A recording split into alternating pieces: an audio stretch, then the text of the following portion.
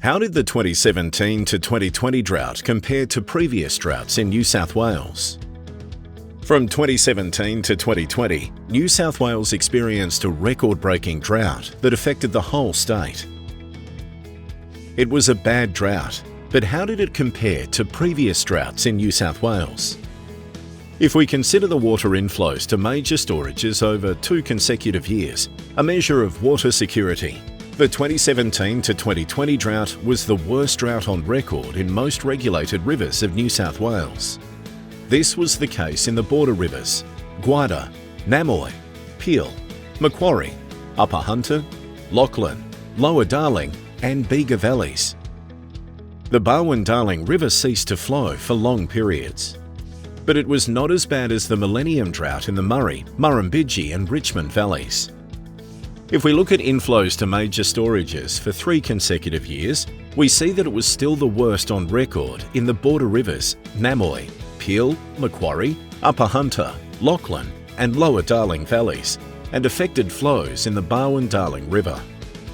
But not in the Gwydir, Bega, Murray, Murrumbidgee or Richmond valleys.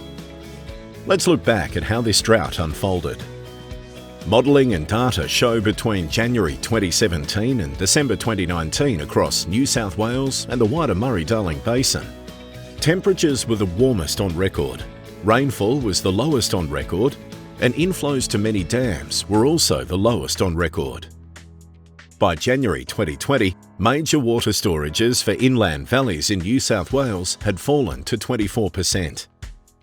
The lowest levels were in the northern inland valleys and far west, some of which fell to less than 2%. Some towns began running out of surface water and needed to access groundwater. Rainfall in 2020 helped to improve the situation for most of the state, but many water storages in the north and far west were still low.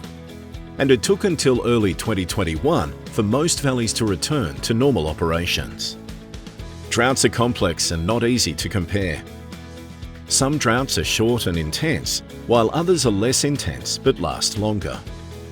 And the severity of a drought varies from one location to another. There will be more droughts in the future, so it's important we monitor and collect drought-related data. This helps us manage our water resources to protect us against the effects of drought.